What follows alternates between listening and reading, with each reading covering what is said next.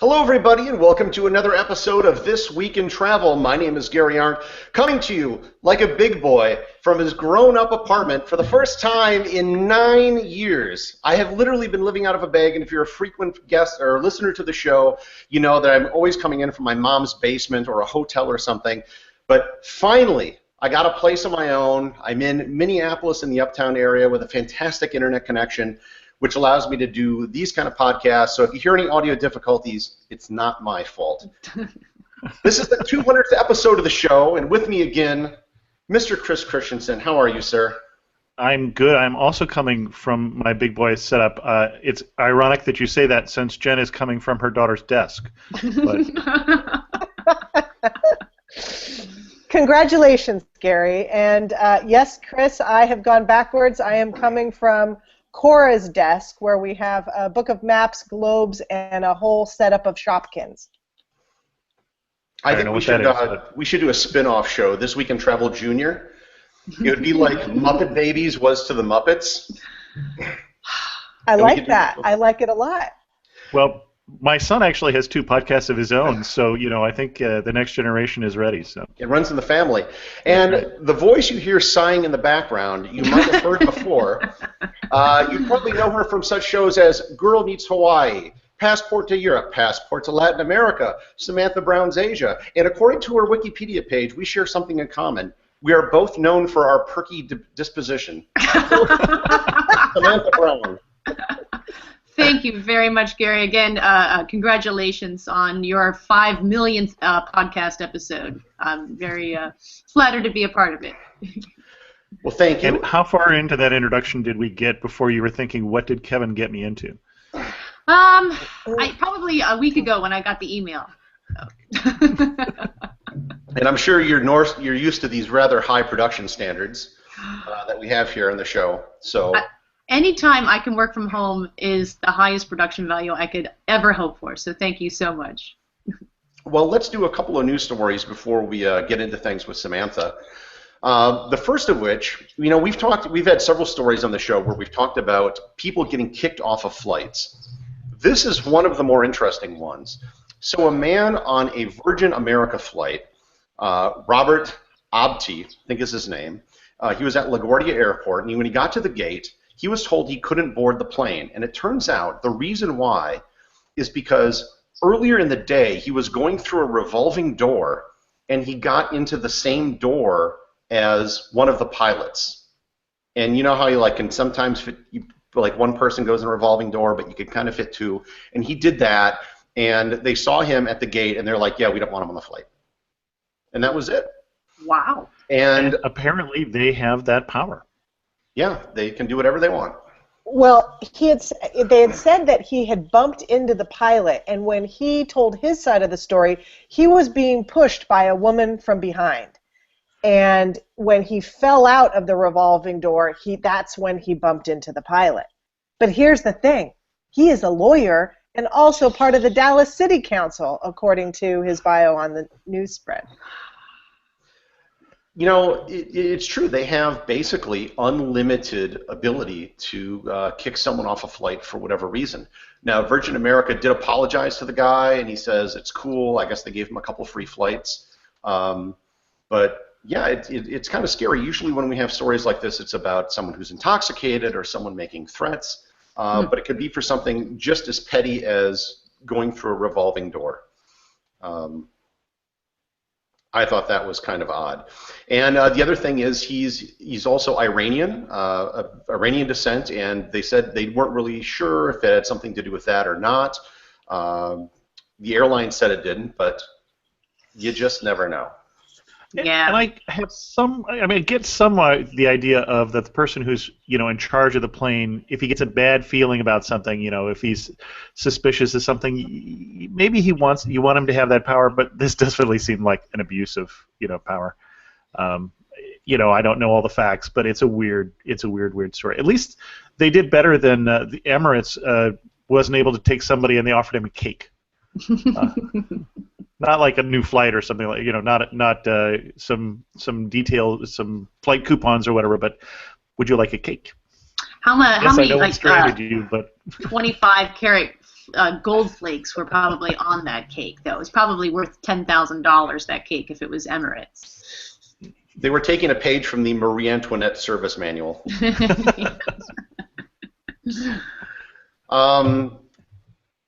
In the Middle East, obviously a lot going on in the news right now, but you might be surprised to know that the nation of Syria is actually still out there promoting tourism.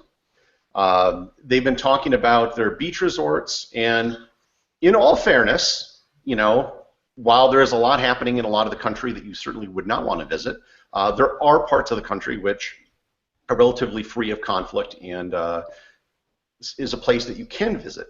So my question is, Samantha, is there going to be a passport to Syria anytime soon? Yes.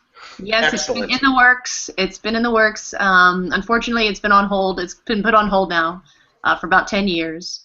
But that to me sounded strange. And obviously with the visa waiver program that we're hearing about now, if we do go, you would probably be put on some sort of watch list, wouldn't you? I mean, if you go to Syria, especially as an American, that's going to label you as something or someone who people should watch. But that wouldn't be the only reason why I wouldn't go to Syria right now. Well, no, I think you actually touched on it. When I read this, that was the first thing I thought of, is that even if you went for perfectly innocent reasons, the fact that you went would probably cause you untold grief. Exactly. Yes. Yeah. Gary, have you been? I've not. Again, it'll probably be the last country in the world I visit, or certainly one of the last. But the points guy, was it Brian? Yeah, Brian. You know what I'm talking about. Anyways, he went to Syria, or not Syria, he went to Turkey, which is not that big of a deal. And he got placed on some sort of watch list where he had to get pat-downs every time he went on a plane. And he had done the TSA pre-check and the global entry. Yeah, the global entry and everything, but it didn't matter. He got put on this special list, and there's like this, he even showed it, there was a picture on his boarding pass that basically said, check this guy out. And he had to do something to get off the list. And he is the most clean-cut looking guy you could ever meet.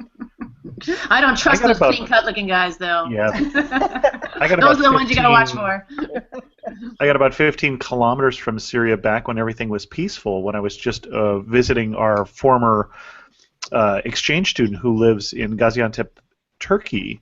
But it never even occurred to me that, gee, I really need to get to Syria before everything blows up in a civil war. I mean, that is not something you don't realize at that time, that your time is going to be limited that way. I mean, at that point, I was much more interested in the fact that I was 25 kilometers from Iraq, and it was during the Iraq War. So, well, our friend and colleague Lee Abramonte, he must have been because he wasn't he the youngest to visit every country in the world or something close to that? Yeah, we know multiple people who've been to Syria.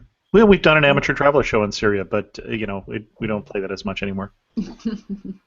So, no, I think the sad thing is, I remember the person I talked to had biked across Syria, and they were talking about how wonderfully generous the people were, and that they would be camping out someplace in a tent, and people would bring them tea in the morning, strangers and things like that. So it's so sad to think about, have that picture of Syria and then the current picture, which is just terrible.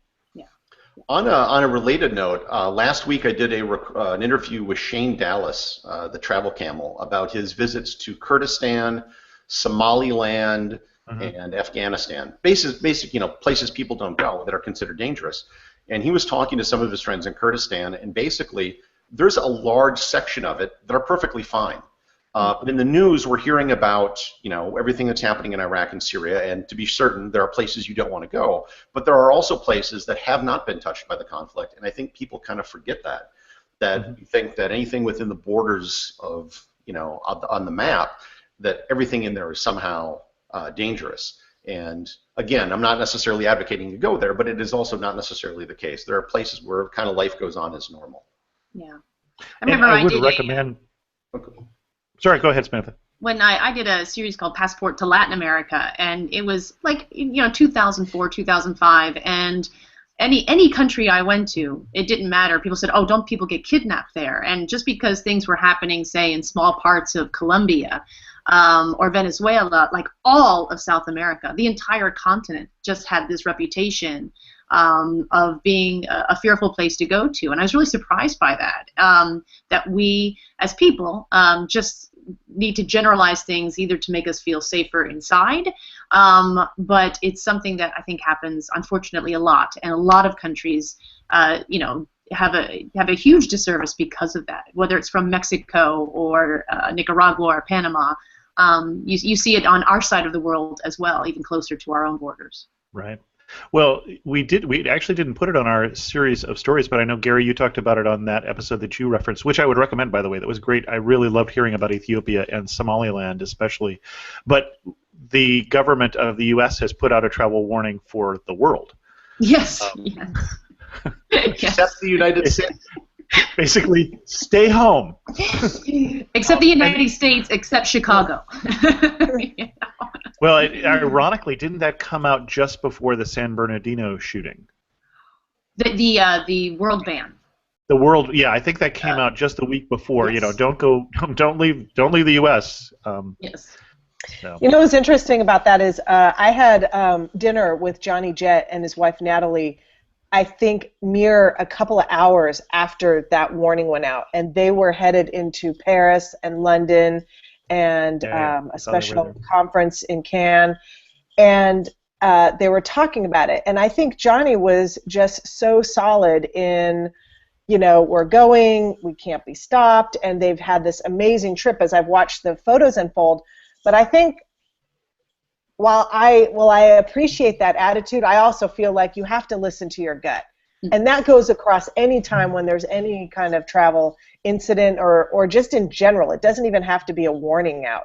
If you have plans and something inside of you keeps telling you something's not right, or maybe rethink this, I really believe that you got to listen to that. And that comes from inside, not necessarily a travel warning from the government. No, but a lot of that gut feeling comes from the media. Yeah. And the only thing we hear is either you hear something bad about a country or you hear nothing at all. Mm-hmm. And that's why people still have this narco-terrorism attitude towards Colombia, even though that stuff happened 30 years ago. Yeah. It's just that when it ended, there was nothing to replace it with in the news, so that's the last thing we think about. Right. Well, and some of us were just in, I think Gary and I were just in Bangkok this, when was that? This fall. 2 months ago. No one remembers ever going to Bangkok. It was, it's all a blur. The travel schedule at that time was a little crazy.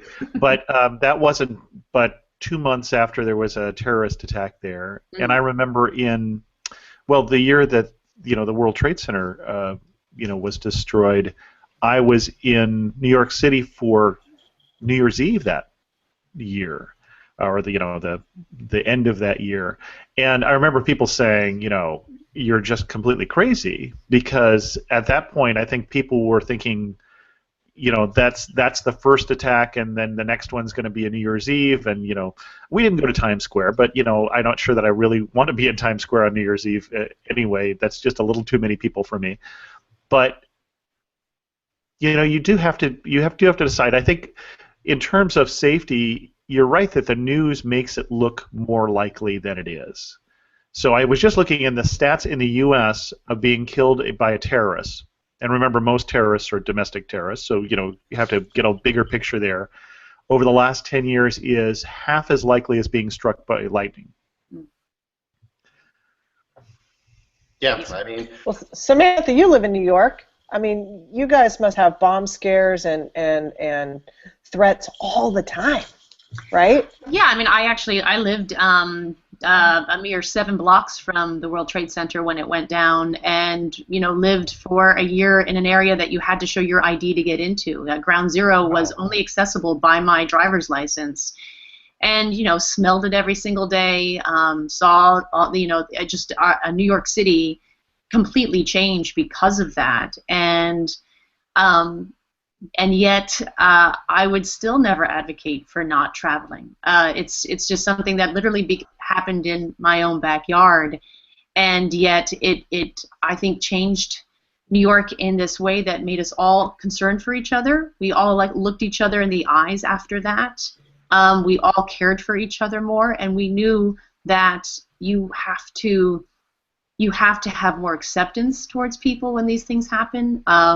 That hate does not do any good, and it's so hard because I think, Jen, you touched upon a really important part. In your gut, you feel like, oh, this isn't, I just feel like I would be nervous. And if you don't enjoy an experience, then no, maybe there's plenty of places in the world now that you can go to that aren't going to give you that feeling, and that's probably where you should go. But as a general message, I mean, again, I bring up Chicago. I mean, our own cities have areas that are absolutely riddled with violence, gun violence, and yet I would still go to Chicago in a second. I wouldn't even think of not going to Chicago. I wouldn't even a week after the Paris attacks think of not going if that was already my plans.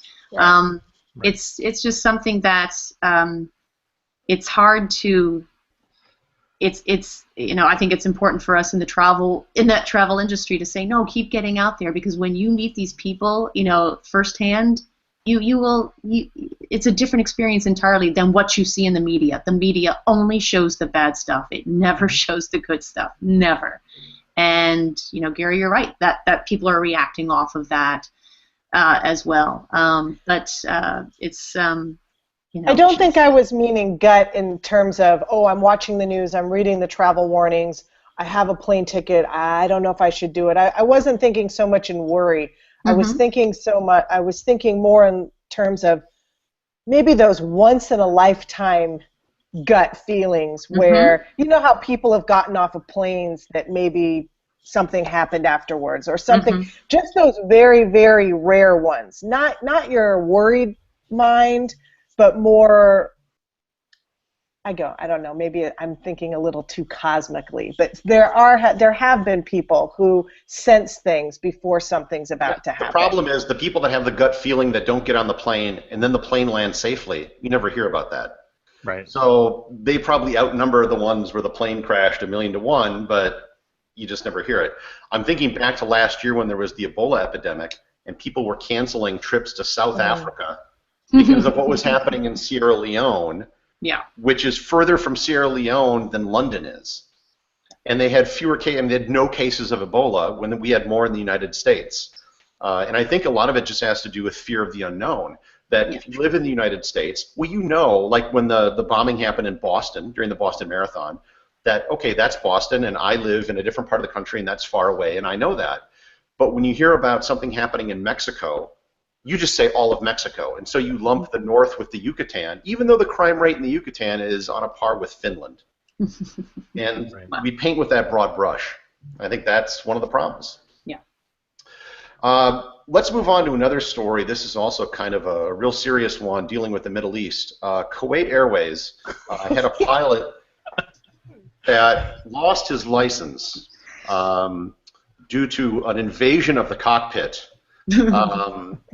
by a suspected porn star. Now, I gotta say, now the alleged porn star, her name is Chloe Khan. I did some research on this because this is a top-notch, award-winning journalism show here. I think that the label of porn star is inaccurate. She has appeared in Playboy, and that's it. Her claim to fame is that she's British, and she was on X Factor, which is kind of their American Idol, and she just had a train wreck of an audition, like the Sanjaya, I don't even remember, you know the ones from American Idol where it's just horrible. That was her claim to fame. Then she went to the U.S., started a webcam business, and dated the guy who owns Spearmint Rhino, and she is on a Kardashian curve where I think she's going to become huge one day. But yeah, not a porn star. And so the pilot was kicked out. I forget the lead in the story. You just buried the lead, Gary. Yeah, I know. So the pilot lost his license because not only was she in the cockpit, but of course selfies were taken. And was this during flight? Yes. Okay. He was doing a lap dance and groping her and. Oh yeah. Oh. And wearing a Mile High Club pin. The headline we saw was Kuwaiti airline pilot lets porn star play with his controls in cockpit. She blames him for being on automatic pilot. I think it might be easy to hide an attractive woman in the cockpit, but how do you hide smoking 40 cigarettes? Who Did you read that part where he said that he had also smoked 40 cigarettes during that flight?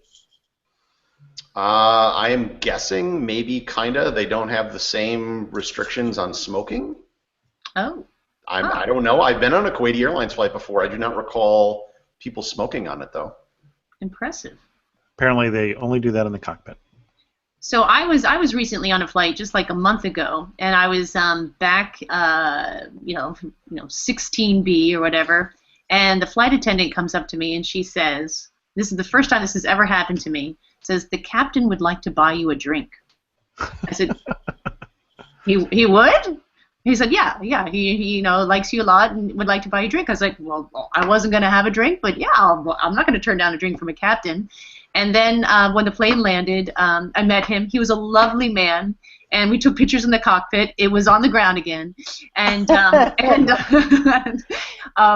and I remember I took a picture and I said, "Do you mind if I tweet this?" Because I didn't know if that would get him in trouble, And he's like, "Oh, of course, that was just a nice." I'm like, "Great, I'm going to tweet this out." So I tweeted out, gave him props, and it was nice. So so hopefully I will not be considered a porn star by Gary's standards. No, and I'm sure the captain didn't ask you to sit on his knee, Samantha. No, he did not. No. I tell you, if I had a nickel for every time that's happened to me.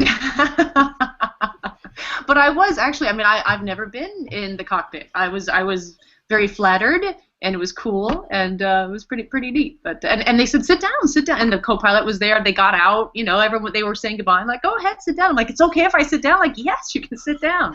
All right, and that's when we all enjoyed cigarettes together. So. Do you, just as an aside, have you ever noticed that when you go to the restroom on a plane, they still have an ashtray in the door in almost every airplane? No, I haven't. I've noticed they've replaced a lot of those old cigarette signs that say no with Wi-Fi now. So it feels like they have started to update those things. It's interesting. So. No, it was a big mystery that people were asking, why are they putting the ashtrays on the planes when you're not supposed to smoke? Right. And the answer was, we know people do it anyhow, and we would rather they put it there than flush it down the toilet or try to hide it, where it could cause more damage. It could potentially light something on fire. And that was the rationale they gave for why they did it. Wow. I think one of the flights I did this year still had the ashtrays in the seats, and that's never a good sign considering how long it has been since we've allowed the smoking on flights in and out of the U.S. So it's like... I love it when I'm on old planes, because an old plane means it hasn't crashed. It's a tested plane. It's past the test of time. Actually, airframes do wear out over time. There was the Hawaiian Airlines flight that basically had the roof rip off because of stress fractures in the plane. They repeatedly, with planes that have been in, because planes stay in operation for 20, 30 years even. They replace the engines much more often than that, but then they periodically will X-ray the airframe to make sure that there are no fractures that basically can lead to structural damage. But yeah, there was a Hawaiian Airlines flight that basically got a sunroof in flight. Yeah, they were able to land that flight though, right? Weren't they able to land? They were. I think they lost a flight attendant, as I recall. That's so it's right. a number of years ago. Yeah. Probably at least a dozen at this point. Chris, you're a glass half empty kind of guy. That's me. That's what people say. But seeing we have a glass half full kind of person with us, let's talk more to Samantha. So I want to start out by asking you, how did you get started doing this? Was travel your thing, or did you just kind of get was it a casting call and you just kind of wound up doing it and now it's your thing? How did it start? Yeah. So I went to school for musical theater and came to New York City to pursue performing arts, and waited on tables in New York City for 8 years and just always submitted myself for auditions, and I got an audition for the Travel Channel. And actually I was recommended by the production company who had seen commercials that I had done, And they thought, oh, she's got a perky personality. She'd probably be good. And so the production company actually picked me to audition for the Travel Channel. And the funny story is that I was on a flight from LaGuardia through Dulles, connecting through Dulles to Jacksonville to make this audition. Now, I had 40 minutes to make the connecting flight through Dulles. And at the time, being a travel novice, had no idea that no plane leaves on time from LaGuardia. And Washington Dulles is the worst airport to travel through if you have a tight connection. And so the first time I missed the flight. And so I didn't get to Jacksonville, so I called, and they said, okay, don't worry, we'll have you come again. And, well, actually they said, we'll submit your video to Travel Channel, and they can decide from your reel. And then Travel Channel came back and said, no, we want to see her specifically audition for this role. We're going to choose who is the host by the end of this week, so we need to see her. So they put me on the exact same flight, LaGuardia through Dulles to Jacksonville, and the exact same thing happened. I landed in Dulles with 7 minutes to make the flight. And I had those stupid people movers. To this day, I hate those people movers. And so I run to the gate, and I'm literally almost throwing up because I'm sprinting. And I get to the gate, and I said, is that the flight to Jacksonville? And the gate attendant said, yeah, but I called final board a while ago, but go down, see if they'll let you on the plane. So I just run down, and it's just one of those 50-seat jets that you actually go out into the tarmac and go up the stairs for. It doesn't have a jetway. And so I'm running now out to where I see the plane, and this man like tackles me. He's like, where do you think you're going? I'm like, is that the plane to Jacksonville? And he said, yeah. I said, I'm supposed to be on that plane. He said, no, you're not. He said, I just called it for, takeoff. And it's, and I'm like, and I just drop my bags and I just start bawling. I'm like, you don't understand. I've been waiting on tables in New York City for 8 years, and I really think I can get this job. And he was not having any of it. But he said, the only person who can exceed my rule, basically, is the pilot. He's like, I'm going to ask him, but if he says no, you're not going. And I'm like, okay. And I'm like, okay. And so he walks up. The plane's still about 100 feet away, and he walks up, goes into the stairs, and I see him go into the cockpit. And then I just picked up my bags, and I ran to the plane. I put myself under the nose of that jet and just went, please. I just begged, and the pilot looked down at me and said, and that is when I knew I got the job. Wow. Wow. Couldn't do that today. This was pre-9/11, but we have actually tried to find that pilot. We have done everything we could because basically if it wasn't for him, I would not have the job I've had now for close to 15 years. So that's so if you want this job, which a lot of people do, you got to put yourself in front of a plane. That's it. What a great story. It does remind me of a question. When is the Samantha Brown the musical coming out then? Oh, who would play that? Yes, exclamation point. Very soon. It's right after my passport to Syria. You've done so many, how many different series and shows have you done now for the Travel Channel? I have done, I've tallied it up, I've done over 300 hours of television for them. 300 hours, I believe. And so there's various series along the way. I think there's 10 series altogether. And it's been an unexpected and phenomenal experience. How many countries had you been to when you started? I had been to only, I think possibly 2. I think I just been to France and Italy at that point before I got the job. Yeah, and I always tell people, that's one of what I used to my benefit is that I really hadn't traveled before. And at that point, the people you saw on camera were Rick Steves, whom I love, and Lonely Planet, and they're phenomenal travelers, but they look like they know what they're doing all the time, and they do. And I didn't. And so I always wanted to bring that to the show, that I was really seeing the world for the first time, and that my show was for those people who had never been able to travel and were wondering, hey, if she's there, maybe I can do it too. So I just never really wanted to lose that sense of vulnerability, of excitement, of being somewhere new, and it's now I kind of know what I'm doing, but I always want that sense of excitement and discovery to be in the shows that I do, which is it's pretty easy for me. What do you think is the state of travel television right now? And I say this because you're one of the few people that is doing like travel.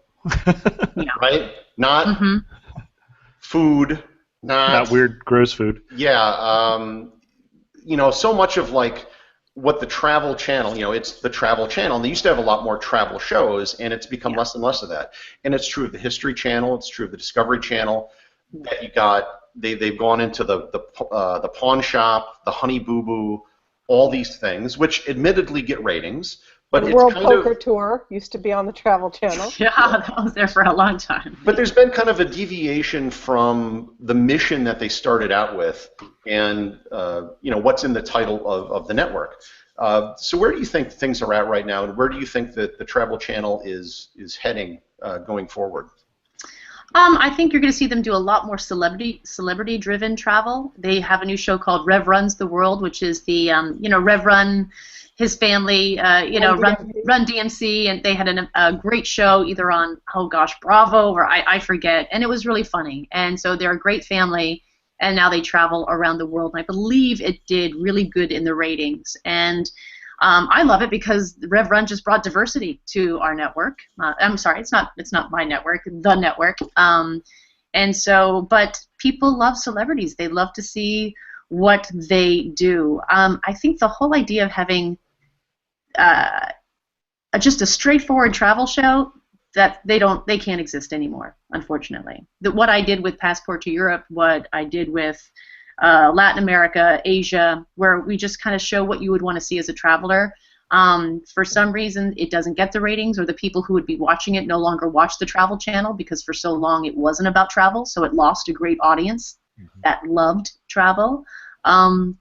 But you see those wonderful shows still on PBS, I think. That's, you know, those are more of the shows that can exist on that network. But when it comes to broadcast television, which we all know is slowly going away, no one's getting more ratings. They're slipping. And then an advertising community that is also in flux. You have two major industries because of technology that are struggling to find their way. It doesn't. Things have to change, and they have to make decisions that aren't really based on doing great travel shows, just getting shows that people will watch. So if they could get Honey Boo Boo and her travels to Hawaii, that might be a great show that would get them the ratings they need, because that's their fuel. That's how they make money. That's what they do. The Travel Channel's there to serve their advertisers, and that's actually what the head of Travel Channel did say. And so that's what you're going to see. And you know, on my point of view, I wish it would be more about travel. I think people love to see what to do and be in the know and have the people they trust take them there. Actually, they did do a big study on that Travel Channel about why people watch travel, and it's always to be with people whom they know, meaning the host. They like when they're hosted, and they love to be in the know and kind of feel for themselves where they would like to go next. So there is a demand, there is a need, but just I think these industries are so in flux. It's just not what you're seeing right now. So we had a show. I had a great show called 50/50. It was phenomenal. We ambushed people on the street and took them on a 50-hour trip worth $50,000. They had to leave now. So it was just taking people out of, like, you know, you said you had to take care of your kids. Too bad, you're going with us. And they would say yes, and then they would go on this great 50-hour adventure.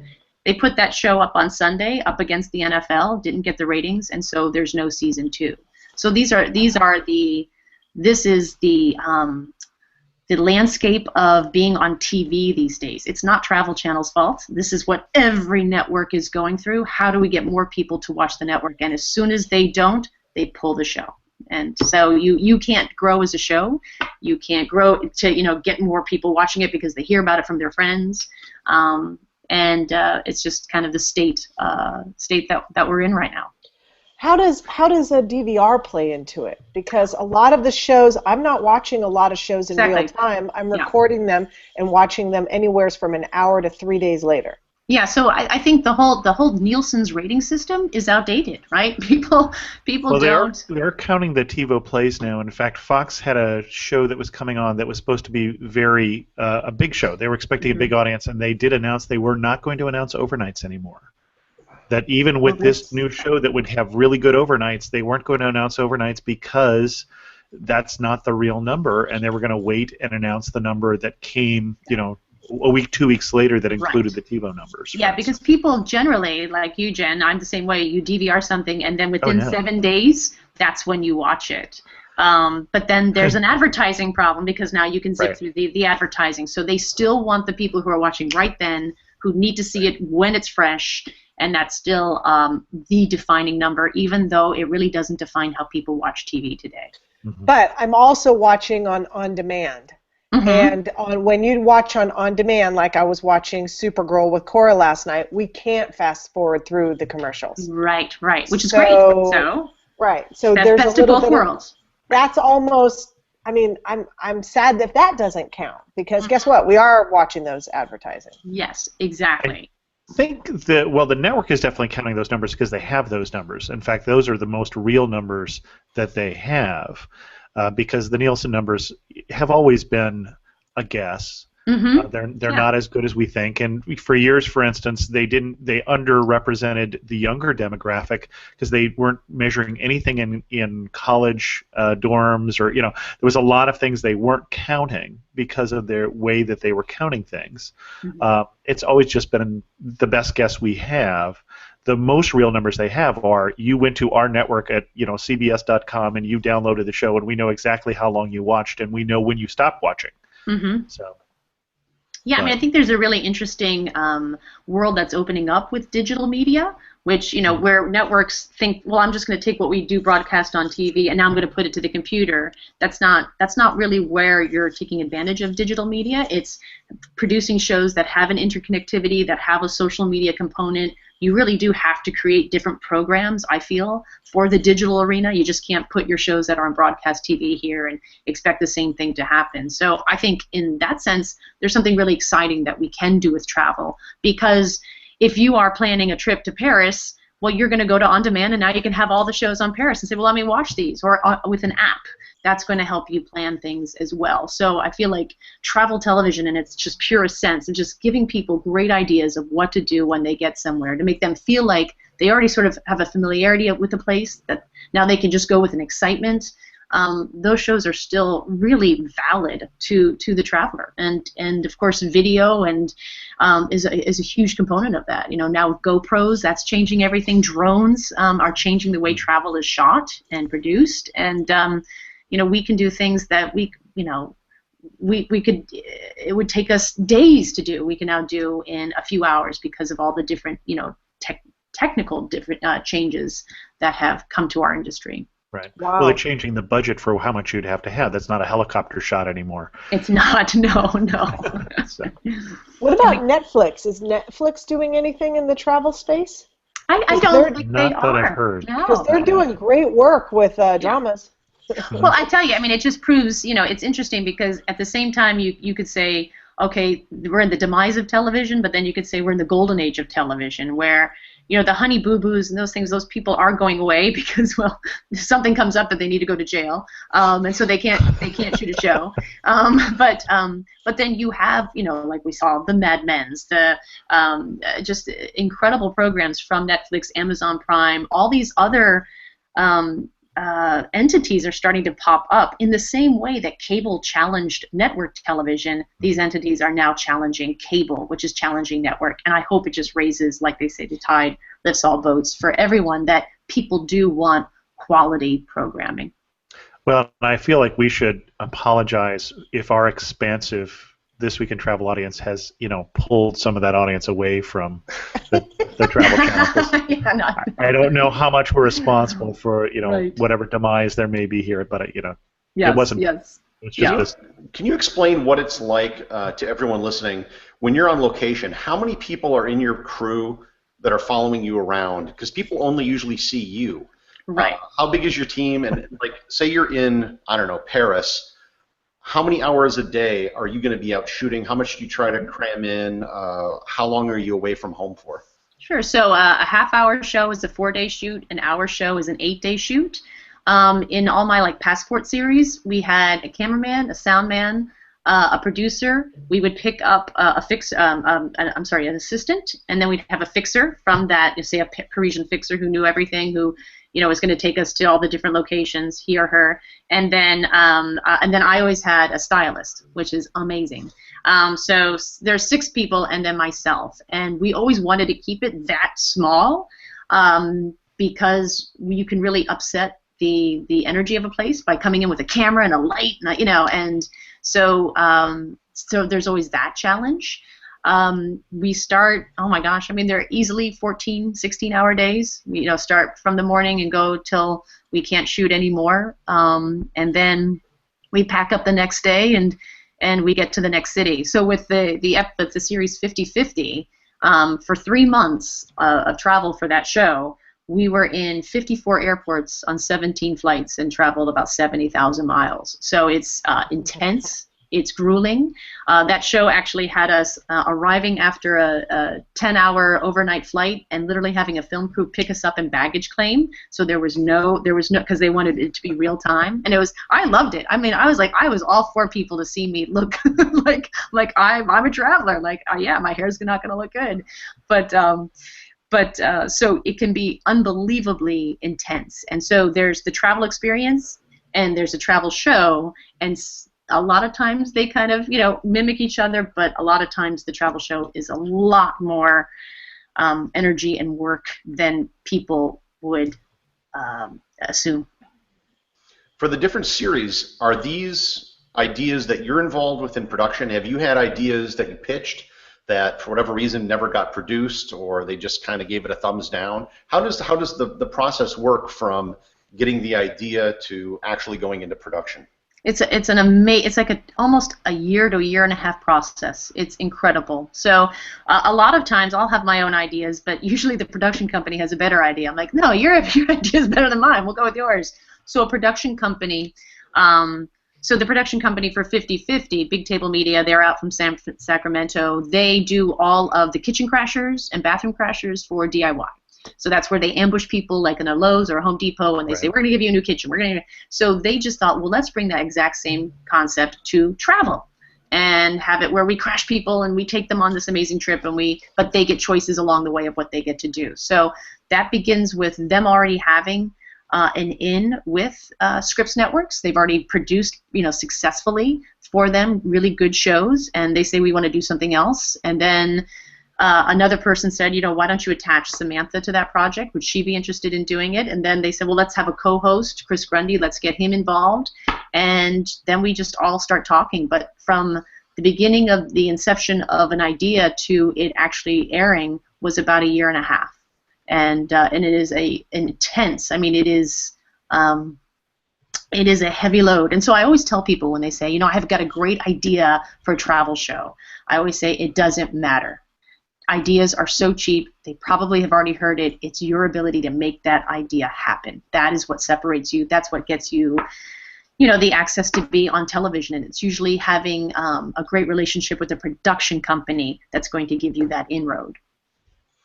I don't know how many of our friends we've had who have said, oh, I'm shooting a pilot for, or I'm in discussions with Travel Channel about doing a show, that have never seen the light of day. I mean, I don't think people realize that, a tenth of the shows that are started end up on TV, and I may be optimistic there. So. Yeah, absolutely, and for good reason. I mean, this is a massive network, a part of even a bigger Scripps networks, and they have a lot of hours to fill. They have a really hard job. I would not want that job, determining what the tastes of viewers from a very large and diverse country would be, to give them the ratings that everyone wants and everyone needs. So I'm glad I'm not on that side. If somebody was starting out and they say, okay, I want to be the next Samantha Brown, but they're doing it. They're doing it in this. Get out of here, Gary. I already got the perky disposition. You do, yeah. And he doesn't even need the stylist, so really, it saves money. If they want to be the next Samantha Brown, but doing it in this media landscape, which is very different from when you started, what would be your advice to them? Is it to try to do the same path to become a host on the Travel Channel, or do you think that maybe doing something on YouTube or independent publishing is probably a better way to go? I think it's the best way to go, because then Travel Channel is going to see you successful in that, and they're always looking at that as a great inroad into their network as well. Definitely people have access to things that I never had, 15 years ago. It was basically you had to have an agent first, and then that got you the audition, and just it was all these gates, all these barriers. And now you can film yourself, you can broadcast yourself, you can edit on your own small computer, you can add music in, you can add your own sound effects. So when I do talk to a lot of women who would love to do what I do, I'm like, then start doing it. Nothing's stopping you. Nothing's stopping you, getting a friend or trying to, you have to start creating your own community, whether it's people who shoot camera and want to have more for their more material to show other people, get more experience. Start talking to them and just create it yourself. But the most important thing is to have a voice that can really resonate with people. So never try to be me. Don't try to be Anthony Bourdain. He's already taken. Andrew Zimmern. These are, Adam Richman. These are great personalities that they're already themselves. So don't try to be them. Try to be something you are and have a perspective that is unique, obviously, to you. So it can absolutely happen. Absolutely. Okay. I got to ask you now because you brought it up. Anthony Bourdain kind of gives you shit on his show every so often. What's the relationship you have with him? Is there any animosity, or is it just kind of just making fun? Well, we dated in the 90s, and ever since then, it was just... It ended badly. We take Pilates together every Wednesday, and he's great. No, actually, he is a great guy. I have always respected the hell out of him. He does voiceover, and I hate voiceover. As someone who hosts a show, I hate getting into a little egg crate container and doing like, now I went over after the coffee, I headed over to Neuschwanstein. I hate it. And he changed that. He made it like reading a great novel. So I've always respected him, and to be made fun of him is sort of, well, I'm in really good company. I think it was like 5 or 6 years ago, was a part of his Christmas special. I don't know if any of you saw that, and yeah, that is where so I got to have a lot of fun, and we had a blast. And I think after that, he posted in his blog that I was his hero, that I was one of the few people who just kind of let go of my, my brand, my persona, just to have a lot of fun. And he was great. So I like him a lot, and boy, do I miss him on the network. So what does the future hold for you? What projects do you have coming up in 2016 and beyond? Well, I actually have a show on the Travel Channel this Saturday, which is great for DVRable. It's on at 2 and 2:30. It's called Track Down Samantha Brown, and it's kind of it's a travel show in reverse, where I do all these things, but I never tell you where I am. We go to 3 destinations in a country and a state. We go to my pick, an unknown place, but that I love. Then we go to kind of the tourist hotspot. Then we go to the major city. So the clues get pretty obvious as we progress through the show. But again, we don't know until the very end. And we always try to, of course, throw you off by giving you a different perspective of a place you thought you knew really well. Wow. So it's a lot of fun. Yeah. So Track Down Samantha Brown. That's this Saturday. And do we win then? Yes. Do you? Oh, that's everyone asks that. Like, there should be Brown? that. It should be that. That's right. And, my mother was worried about how it would become like a stalking show. Like, is that where people stalk you? Like, no. But Samantha Brown's living room. Yes. And then I have another show, The Trip, coming up. So I still have quite a few shows with the Travel Channel. I'm not with them as much as people remember me. And I was on all the time with Passport to Europe. But obviously I have children and stuff, so I can't dedicate a lot of time. That's the thing about travel TV. Travel takes a lot of time, and then you add TV to that, and you're just never home. So, and how has, I've been waiting patiently to ask, how have your travels changed since you've had your twins? It's funny. I'm always on. They've changed in that I'm always on a lookout for, even if I'm not traveling with them, I'm like, is there a playground nearby? Mm-hmm. Are there, like, what would make a great place for my kids? Because I'm always thinking about them. They're great travelers. We'll be traveling a lot with them, planes, trains, automobiles, during the winter. That's obviously very important for parents. But people always ask me, is it really hard to leave, 3-year-old twins behind and travel? I'm like, hell no. It's really nice. I'm like, I get a break. But why do you think Kevin loves to go to those TVECs, all those great events? Like, oh my gosh, we get to sleep through the night, get a big glass of wine. But no, I love them. But so I'm definitely on the lookout, less for the hip spots to get the cool cocktail and more, what's a great place that the whole family, will love to go to and can really just be check-off lists for all members of the family, not just, the hipsters or this. I've kind of broadened my perspective a lot. And there isn't, I haven't seen much family travel programming. Do you think that that's an area where you could break into? Definitely. It's funny. I don't want to involve my kids, though. I mean, okay. They don't take direction well. So, so maybe when perhaps they're you could they're cast so someone young. else's kids as your kids. That's so true. Yeah, exactly. Get some of those Cast cute, well-behaved someone else's kid. Screen Actors Guild kids. They're already professionals. So I think that kind of show would be great. Also, I think it'd be really great on a digital sense. I don't know if it would work on broadcast television in terms of getting ratings, because they've tried that before, and Oh, they have. Okay. Yeah. But I mean, this goes back 10 years that family travel never rated that well. Right. But it could rate well maybe on a Saturday or a Sunday. Maybe they just didn't try the right places, because it's a huge topic. That's the thing, that there's so much need for it, because it's not just traveling parents with their kids, but it's grandparents, parents, and kids. There's multi-generational travel. There's, the baby boomers are a massive audience, and travel is their number one goal in life. Now they're retired, and they want to travel, and they want to bring their kids and their grandkids. So it's a hot topic, and I think all of us feel like the internet becomes overwhelming in its information, and you would just like someone who just lays it out for you to say, hey, this is what you should do. All right. Anything else before we move on to the next segment of the show? No.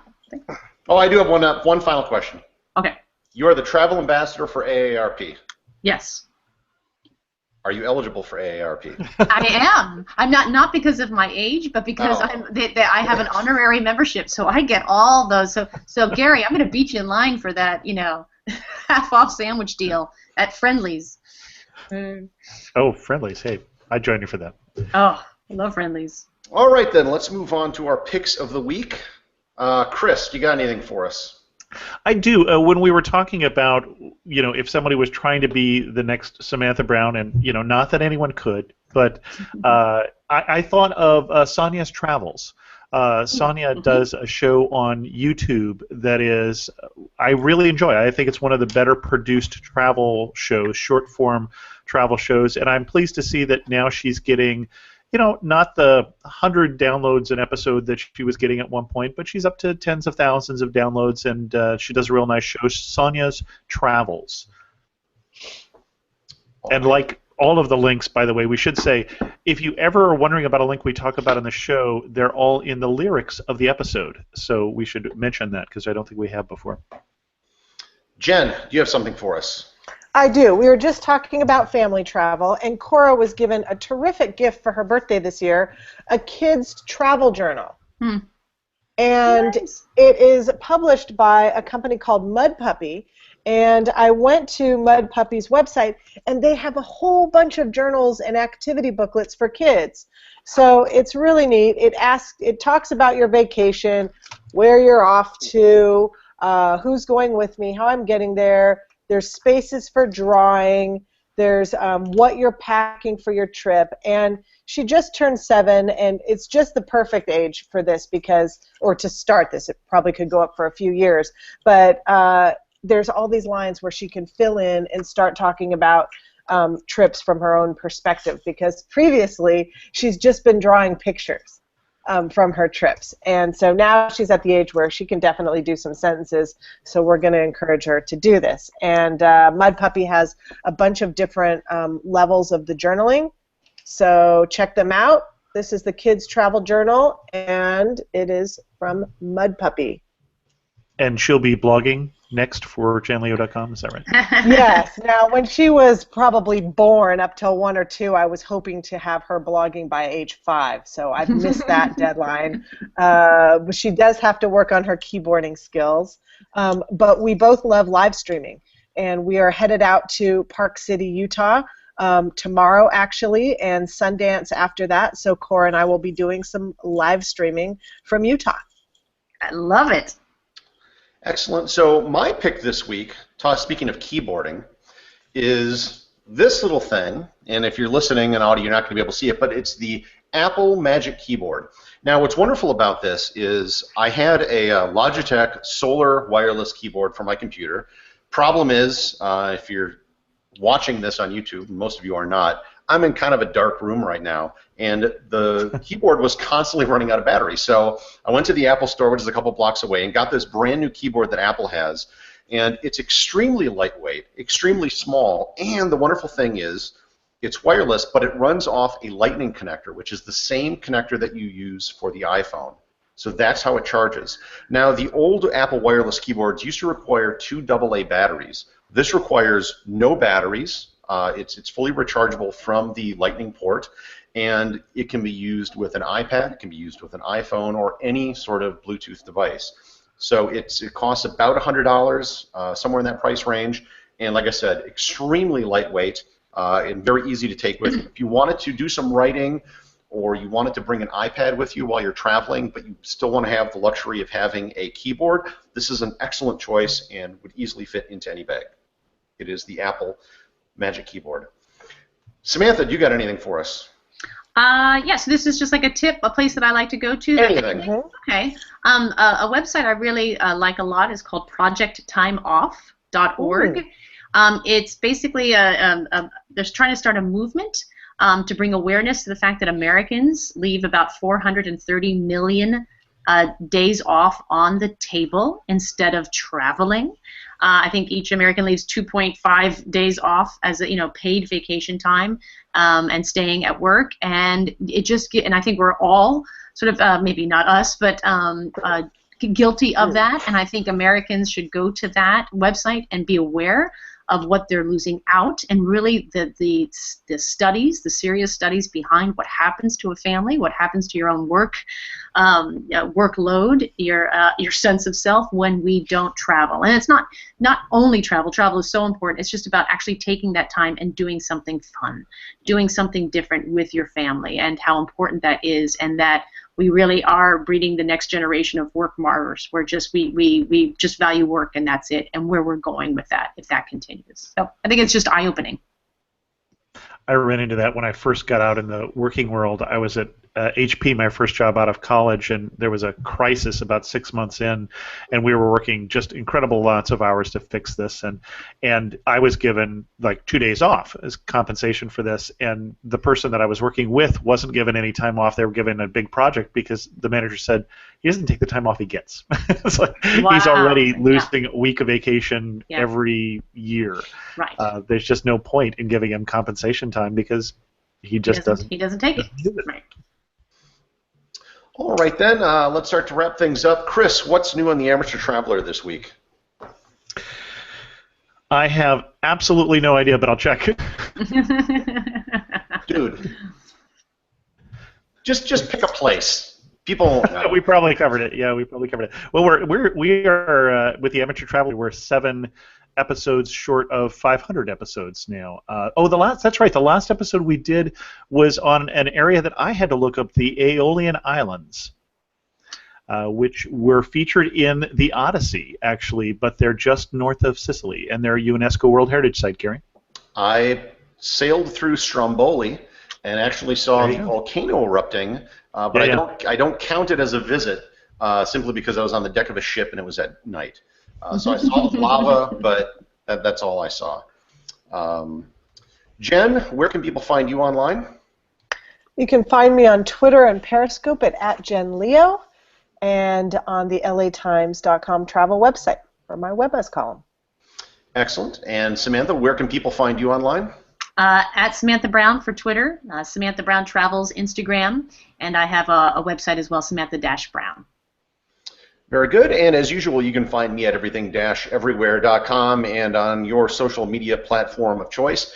And until next time, remember to get outside and check out Samantha on, oh shit, what's the name of the show? It's Track Down. Track Down Samantha Brown. Samantha Brown.